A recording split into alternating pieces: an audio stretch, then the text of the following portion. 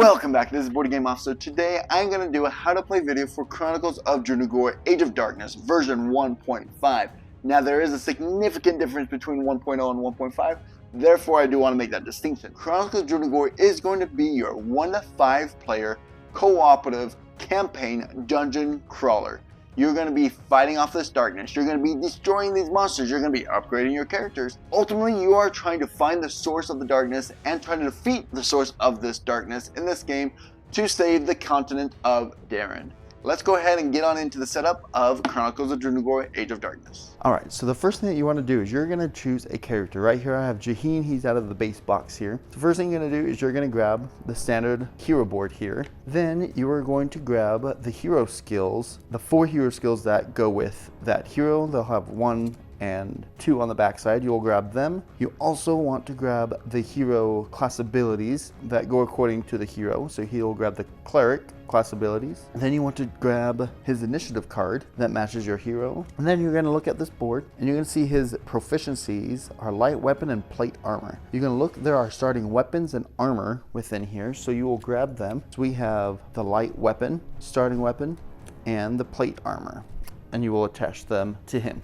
Then you're going to look at his initiative card here, and you're going to grab, you see he has got 2 yellow, 1 red, 1 green, and 1 blue. So you're going to grab those to place them on his board as well. The next thing you're going to do is you're going to choose a dungeon roll here. Each one is going to have 3 cards. Whichever one you choose, you're going to grab the dungeon roll level 1 and level 2, and you will attach them to him. This is going to give you a couple extra abilities, as you can see. These abilities are different with each one and can mix and match with heroes differently. The third card here is going to be upgrade abilities here. Your level 1 upgrade and level 2 upgrade here. Once you have chosen that, you put everything else away and you want to keep these, even though you are not going to use all of these right away. Having them within your save box will make it nice and quick and handy when you gain those rewards. So now let's go through the hero board here.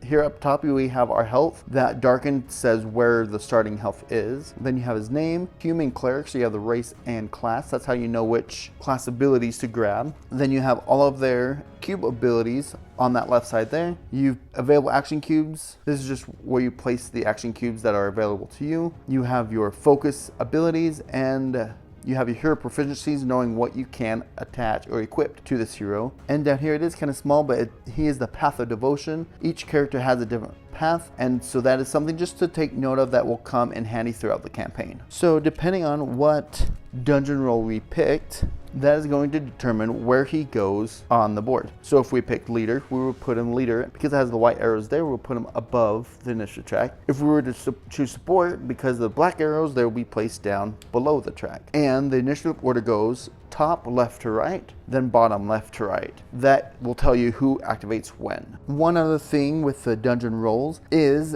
during the camp phase, you may switch dungeon rolls that you have. So if you are first starting as the leader and looking at the control and like, oh, I want to try some of those abilities on there. In between scenarios or at the camp phase, you can switch dungeon rolls if you would like. Now, I just want to add this in here as well, is that you can multi-class in this game, meaning if you want to choose 2 other class abilities, 1 to 3 actually, if you want to choose any other abilities from another class, you are able to go and grab those class. Any class, there's no restrictions. So if you want to be a cleric warrior, if you want to be a cleric assassin, right, you could switch those out and add those to your choices of what to upgrade as you go through the campaign. And then of course, don't always forget to grab his miniature as well. I'm proud of this miniature, he looks pretty sweet. Alright, now we're going to get to the setup of the actual board. As you can see, this is chapter 1, so there's not too much spoilers here. However, it's going to have the story. Now it's going to tell you how to set up the board here. There's a few crucial things that I want to point out here. Now if you see, it tells you right here what dungeon tray you are going to use. Now we have dungeon tray 1, which is the small flat one. We have dungeon tray 2, which has the rise, and dungeon tray 3, which is the big large one. So as you can see, this says dungeon tray 1. So we're going to take that dungeon tray 1 and place it out. Now this big E4, that is going to be which tile you need to place. And you will be able to orientate this according to that darkness symbol there. Also on the board here, it's going to tell you where to place that next door to the next area. Also, one thing to note here is that it does show you the table space and tells you the size, so you know that you need to put this right there in the middle of your table, because this is going to be about the space that it's going to take up once you are finished with this scenario. Now we're going to look at summoning the enemies. So here it shows how many players you're actually playing with. If you're playing true solo, you are only going to spawn that number 1 skeleton archer at a rookie level. If you're playing with 2, 3, 4, 5, you're going to summon the corresponding one. Now, if it just says GM, that is going to be a random gray monster. Also, if you are to summon 2 monsters of the same color and the same rank, they will be the same monster. So if you have 4 players, you will just draw 1 random gray monster. Both of these gray monsters are going to be the exact same monster. Also, I just want to point out, with these doors, you'll open them up and you will also give you very similar type of instructions to set up. Now, if you look really closely, that little yellow arrow is where this door meets this room. So let's get into that summoning enemies a little bit further here. Now, this is something new to 1.5, is there's going to be 2 to 3 versions of every monster. So every monster is going to have a fighter alternate, or whatever level alternate, and rookie, and then a handful are going to have a flip one, side B and side A, meaning when this comes out, after he activates, it's going to flip. You go to side B, then it's going to flip, go to side A every time it activates, where these are just going to stay steady. You got your standard, then you got your alternate side, and those will just stay on their side once they're spawned. So now that we understand that, what you're gonna do is you're gonna grab the miniature, you're gonna grab a colored base, put it on there, and you're gonna place that skeleton archer where it told you to. And then what you're gonna do is you're gonna take that corresponding color there, you're gonna take a cube and place it on its health. And that is how you're going to track each individual monster's health, is by the color of the base. All right, now let's really go over what a hero's turn looks like. You see we have his cubes that the initiative card told us to grab. So on our turn, we can move 3 spaces as well as do 2 cube actions. Now let's go over what these actions actually are. So now the color actually determines the range as well. So yellow is going to be your melee, which means you have to be adjacent to the character to attack. Red is going to be your ranged, which means you have to be 1 blue area, which we'll go over here in a sec. Green and blue are infinite range. That means it does not matter where they're at in the board, you are able to target any character. And now there are 3 special marks within these attacks as well. We have 2 swords there, we have the little burst symbol, and then we have the little lightning bolt. This just means that it's a weapon attack, whether it's melee or a ranged weapon. So a weapon attack means that you are going to look at your weapon that you have. This is a 7+, meaning I have to roll on a d20 7 or higher to consider a hit. I rolled an 8, so that would be a hit. Now I want to emphasize this: range does not go off of weapon, it goes off of color. I just want to emphasize that right there. Now, this burst symbol means it's a spell attack, meaning you do not have to roll, it's an automatic hit. Yet usually they are a little bit not as strong, right? 2 damage versus 3 damage on that weapon. The lightning bolt here is when an enemy attacks you, you are able to use a lightning bolt action by placing a cube there when they attack you. That does not count as one of your 2 cube actions during your turn. It just counts as 1 reaction on the enemy's turn, which you could only do 1 reaction per attack. As you can see, the armor here also has that lightning bolt, and then he has 1 natural on his board. Just to go over this real quick again here, so we have a 7+ to hit, 3 damage when we do any type of weapon attack. Spell attacks just do the damage that they're told. Reactions are just when you get attacked yourself. Now, another thing about reaction here, as you can see, it does say self, prevent 2, and move 2, meaning that he can only do it for himself. However, if you've got one that like this, for this reaction, it just says prevent 2. That means you can help anyone else, especially because it's a blue, so that means the range is infinite.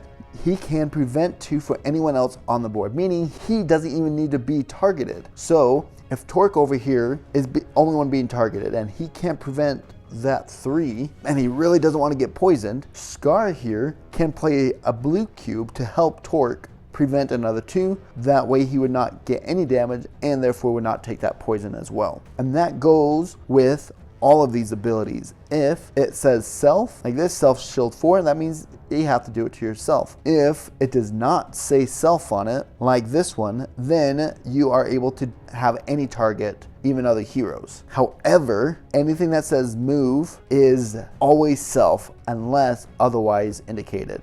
Alright, so one thing I want to note here is, so because he's doing 3 damage, if Torque here was to place this cube here, he's only preventing 1, so that means 1 damage is coming through. Since at least 1 damage is coming through, Torque will get that poison 1. But if Torque was able to prevent all 3 somehow, then he would not gain that poison. So any condition token that you would receive on an attack is negated if 0 damage comes through. But if at least 1 damage comes through, you will also get any condition that they are inflicting. And talking about conditions here, we have conditions that you could only have 1 of, which is pretty self-explanatory. Any one that does not have a number on it means you can only ever have 1 of those tokens. Now, any of these tokens that have number on it, the max you could have is 4 of everything. So you could only have 4 burn, you could have 4 bleed, 4 poison, 4 shield, 4 focus, 4 intimidate, 4 fruit of life. Right? So anything with a number you could have 4 of, anything without a number you could only have 1 of. So now let's go over ranged here a little bit. As you can see, there's a blue square along with small little areas. Each area for movement is 1 movement there. There's no cost to disengage from an enemy. You can freely move in and out of engagement. However, for any ranged attack, if you're doing a ranged attack, you cannot be adjacent to any enemy. So even if there's an enemy here, I would not be able to attack him from range because I'm adjacent. Also, range of 1 means 1 blue square to an adjacent blue square. So here, I could hit anyone that's not adjacent to me on this board, basically. So that gives me all this because all of these are adjacent blue areas to my blue area. Once again, as long as you're not adjacent to an enemy. Once again, green and blue, however, because it's infinite range, you can be adjacent to enemies and do an infinite range attack or ability on a character. Now, talking about range, the only time the weapon range, which right there is yellow, meaning that he has a melee weapon. The only time that that comes into play is if someone else gives you an ability to attack. That range is considered whatever your weapon is. Or these focus ability attacks also is going to be according to your weapon. So let's go into what these focus abilities are. So during the game, you'll be able to gain focused tokens throughout the game, and you will spend those focus tokens to do these abilities. Now, these do not count towards your cube actions. They are additional to the cube action. However, you could only do 1 focus ability per turn. So this one is an extra attack. Since there's no range on it, and it's not a cube, you have to look at your weapon to see what range that attack is going to be. Also, going along with these cube actions, you must complete the entire cube action before activating the next ones. Also, movement has to be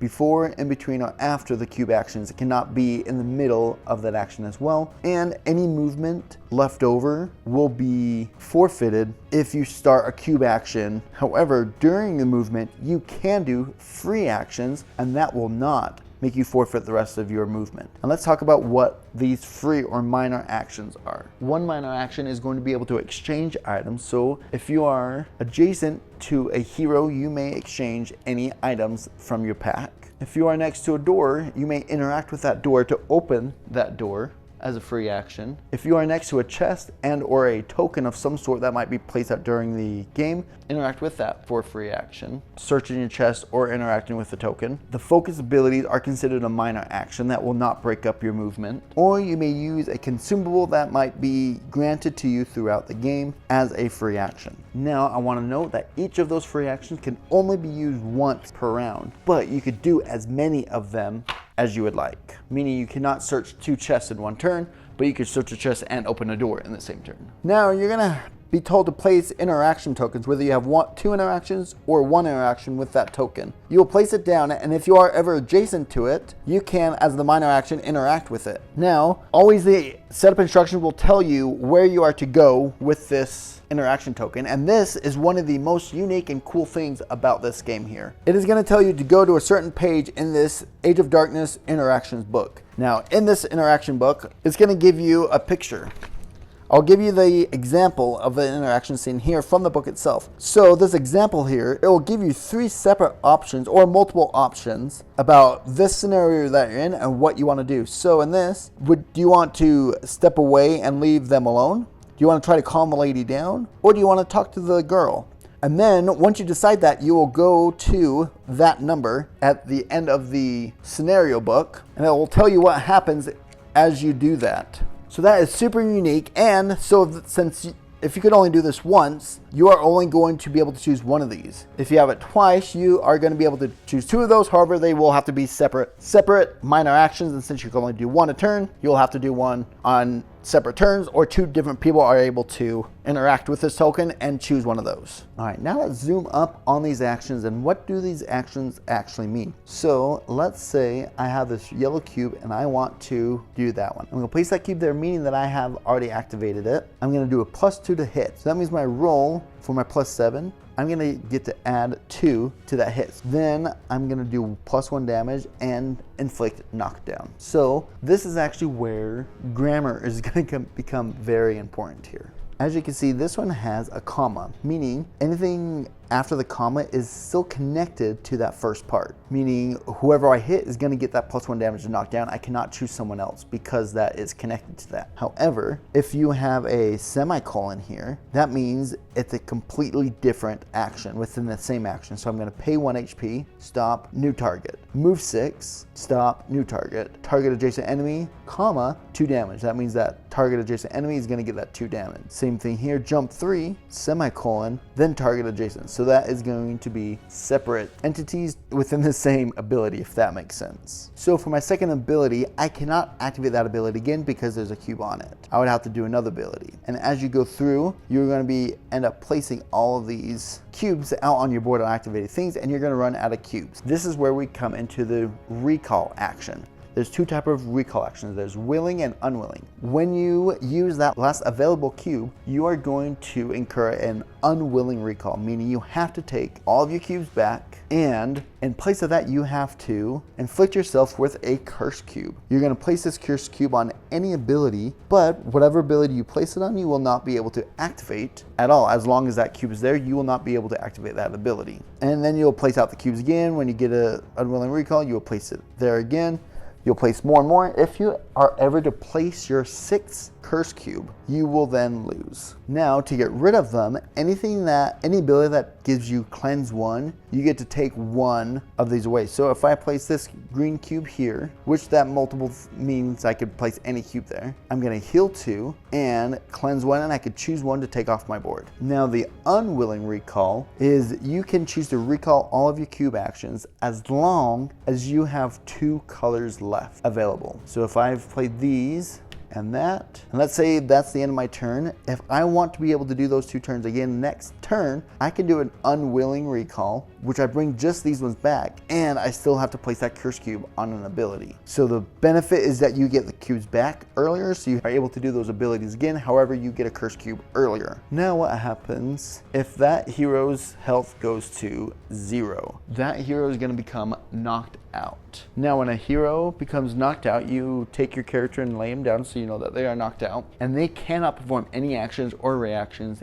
and cannot be the target of any enemy's attack. And you're going to remove all conditions on the board, on the hero's board. You're going to take a free recall action. Free recall action means that you do not give yourself a curse cube, but you are going to take a trauma cube. Now this trauma cube acts just like a curse cube, where it is going to be placed on there and it's going to be permanently there. Now that trauma cube cannot be removed, period. Well, there is one consumable item that might be able to let you do it, but essentially it's pretty much a permanent curse cube. After you place that, when it is your turn again, you will catch your breath, you'll gain all of your health, and you'll continue to play as normal. Now, if you were to lose all your health a second time, then the scenario is lost, everyone loses, and you replay the scenario. Now, there are some heroes that can spawn pets. There are some that specify which pets they can, and some that just say spawn a pet, so they could basically do any of these pets. How a pet activates is at the end of the turn, whoever is controlling the pet, at the end of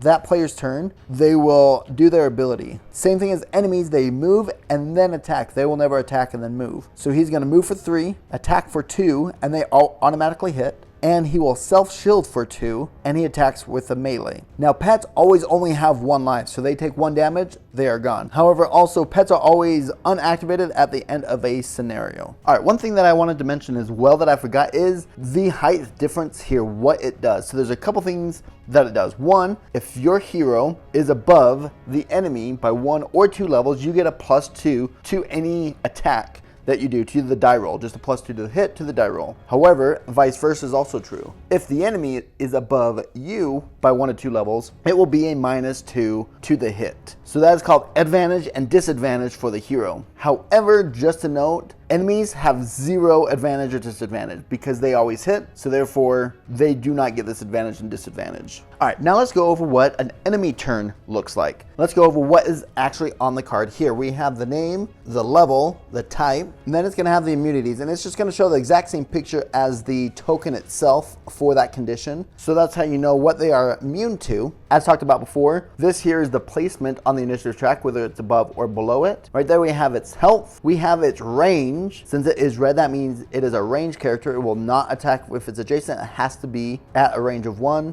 Then he has a movement of 4 when he activates, and he will do 3 damage when he attacks. And then the center here is going to be all other conditions that he has. So he is going to multi-shot 2, meaning he's going to shoot 2 heroes, and if he does any damage, he's going to poison 1. Now when this initiative token reaches him on the initiative track, there's an order that they are going to activate in. The very first thing you do is any conditions on them. So if he has burn, he would take that damage from the burn. So then the very next thing is anything in pink will activate. So this is shield 3, so he would get those shield 3. And then after the pink, you're going to check for anything that has the blue on there. The blue is going to be who it targets. So this is Bloodseeker. Bloodseeker means that it's going to target the one with the least amount of health. Now, as on this standard side, there is no blue, meaning the target will always be the strongest hero or the one with the most amount of health. The next thing it's going to do is it's going to check its range or its movement and whether or not it could get within range of that said target. If there are multiple heroes within the same amount of range and the same health as this one, then the first in the initiative track will take priority.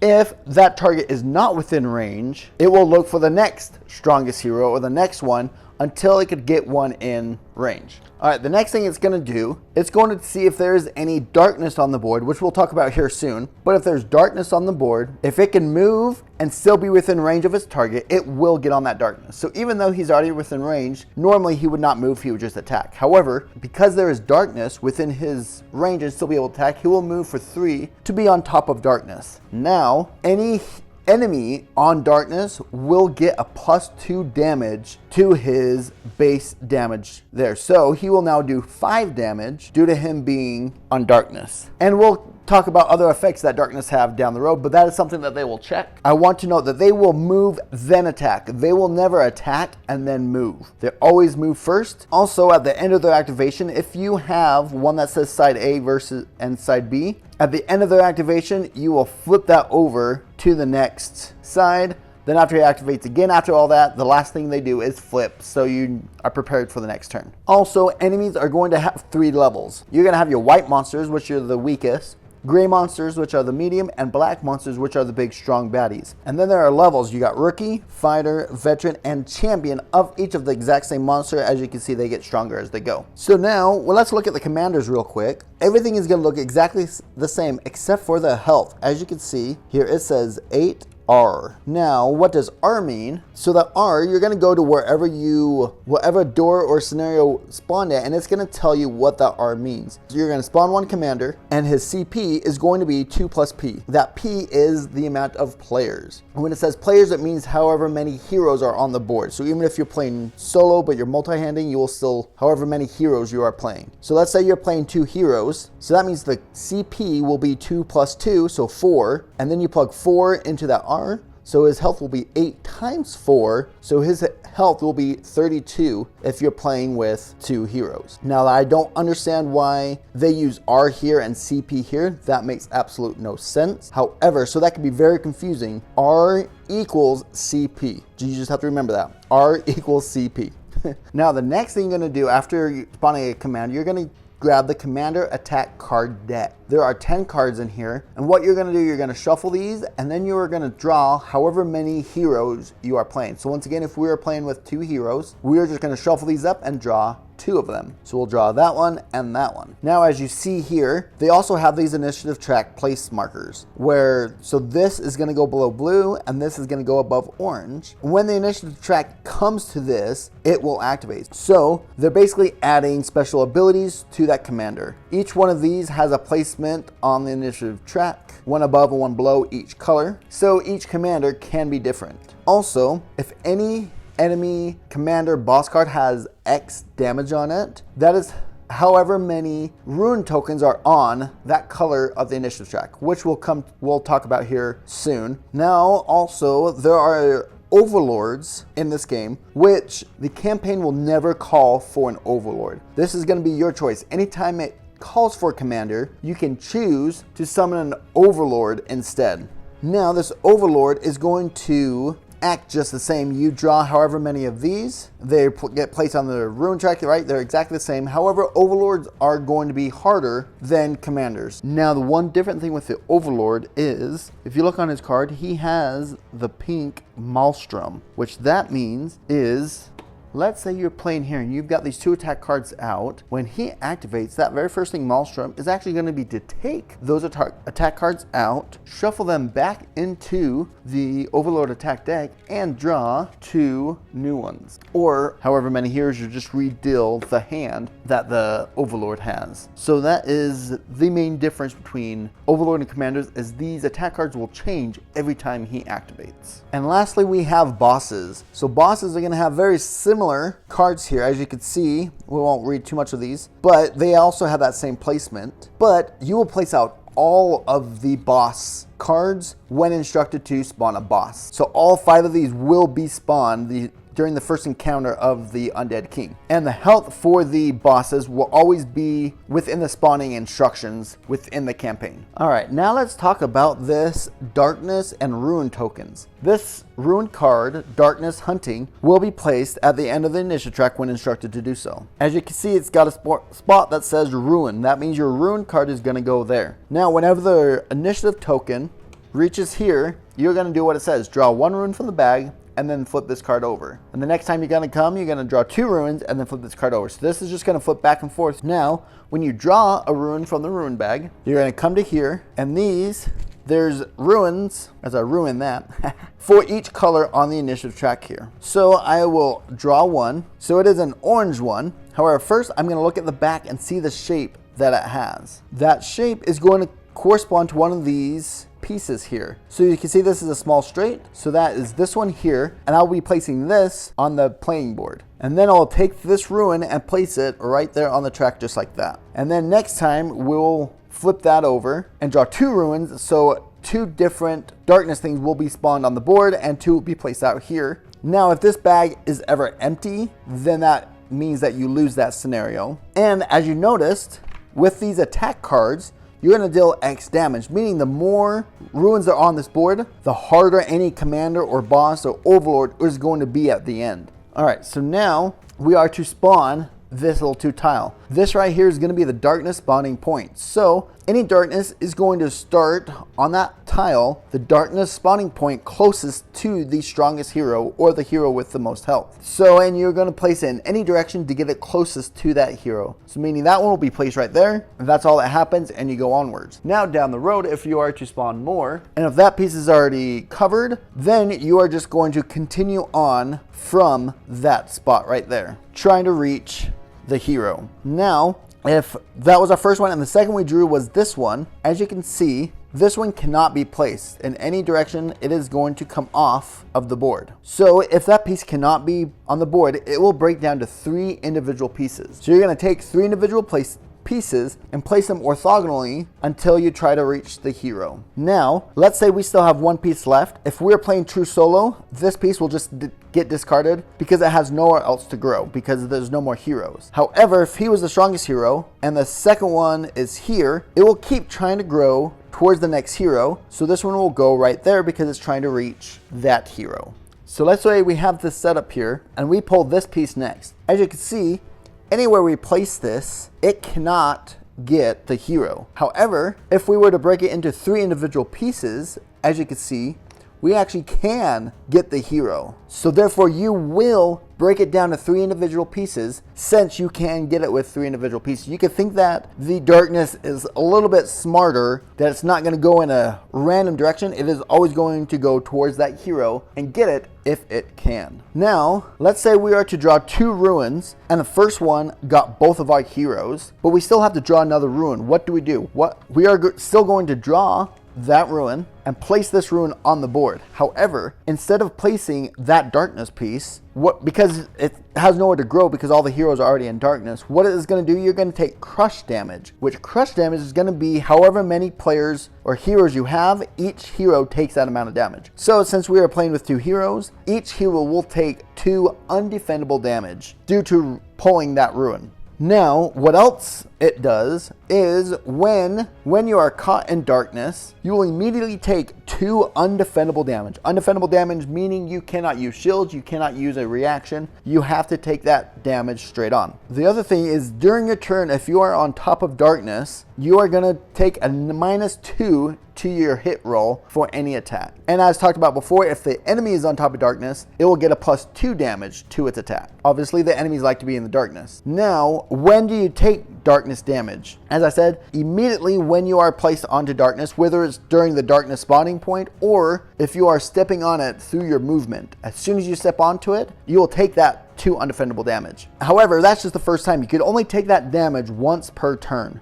So I could freely move throughout the darkness once I'm in it without taking any penalty damage-wise. Now, if I started my turn in this spot, therefore I did not step into it yet, if I stay in it at the very end of my turn, the last thing, I get that -2 damage. So I could freely move off of it during my turn, but if I move back onto it, I'll still take that 2 damage, or if I never move off of it, I'll take that -2 damage at the end of my turn. One thing I want to mention about the crush damage, if we're both on top, there are some abilities that can make it so you do not take that -2 damage from the darkness. That does not block crush damage. And I think I mentioned this before, but I want to say it again. Darkness will always grow towards the strongest hero, meaning it will go towards the hero with the most health. Also with the darkness, it is very fixated on its target. For each individual piece, it is going to focus directly on its target. So if we draw this piece and we have Torque here as the strongest hero, you are allowed to place it like that because it is only focusing on him. Even though it could be placed to get both of them.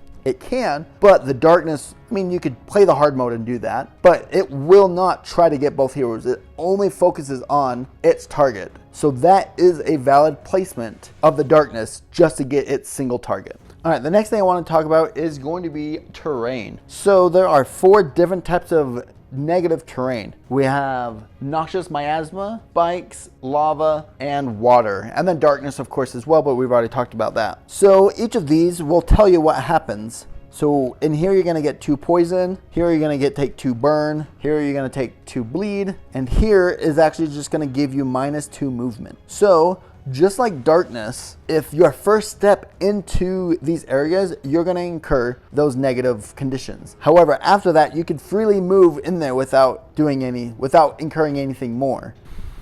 Now, once again, if you start your turn in that area, you can move out of it freely, or if you stay in that area at the end of your turn, you will also take that condition once again. Now, I also want to emphasize that those conditions are each turn, not the character's turn. The skeleton archer is in fire, and Jade does a push ability during Jade's turn and pushes the skeleton archer, so he moves 1 right then and there. Because that was the first time he moved within that turn, he will incur -2 fire. Then during his turn, if he moves again during his turn, when he activates, he will incur that 2 burn again. One other thing I want to talk about the water is the penalty is -2 movement, not takes 2 movement to go into the water. Meaning, if I have 3 movement, I can go 1, 2, and 3. Because that third step I have to -2, I don't have any left, and that's fine. But if I were to go here, then I could still only go 1, 2, and then it would -2 movement, so I would have no movement left. If I was here, it would go 1, 2, 3, right? So that's what it does not take 2 movement to move in. It minuses a movement when you go in. I hope that makes sense. All right, so we have finished the scenario. We have met all the scenario's goals, and we are instructed to go to the camp phase. What you do, you look on the back of the enemy hero tracker, and you will have the camp phase. Now, this is just a quick reference guide of what you do during the camp phase. You're going to remove all conditions. You're going to remove all cursing and trauma cubes. You recall all your action cubes, recover all of your health, erase any statuses from campaign log. Auras and outcomes must not be erased. Those are stuff you can incur through interactions. Receive the reward described in the Book of Adventures, which we'll talk about here next. And then you can stash or retrieve any adventure items or camp items that you want to. So now the reward at the end of the phase. There are 3 rewards that you will alternate with throughout the campaign at the end of each scenario. You'll either be able to upgrade one of your abilities, and it will specify retrieve a level 1 ability, or it will specify upgrade to a level 2 ability. Obviously, you have to have level 1 to get level 2. However, you can only get number 2 when specifically instructed to do so from the reward phase. Now, when you unlock one of your hero skills, whichever color of ability you unlock, you will gain another cube of that same color. So if I upgrade my blue, I will gain another blue cube to my available action cubes. If I'm upgrading to this level 2 ability, that's just a passive. Even though it doesn't have a color, because it's on my range skills, I will still gain a range cube when I unlock that skill. Now, if I choose to unlock a dungeon roll skill, if it has multicolors, I get to choose. So this one would be able to choose to add a melee or range cube to my available cube action cubes. And this one, if I did this level 2, I would get to pick one of any color to add to my available action cubes. The next thing is to gain a class ability. Now, this one, you can do any level as long as you have the first one. Meaning you could go level 1 right to level 2, or you could go level 1, level 1, level 1. As long as you have the lower level, you can do the higher level. As you can see, there's 2 level 2s, meaning you have to get that level 1 first, and then you could choose which one you want. However, you can do both throughout the game. Some of them, like this, have the 3 levels, so you have to do it in that order, level 1, 2, and 3. The last reward that you are going to get are camp items here. This is going to tell you which one to grab, either level 1, 2, or 3, and that is shown by that star there. Then you are going to go through this deck, and you are going to choose what type of item you want from this deck. Now, these items are going to be what your hero proficiencies are. Now, if you are to upgrade armor, so if I were to get that leather armor, I will replace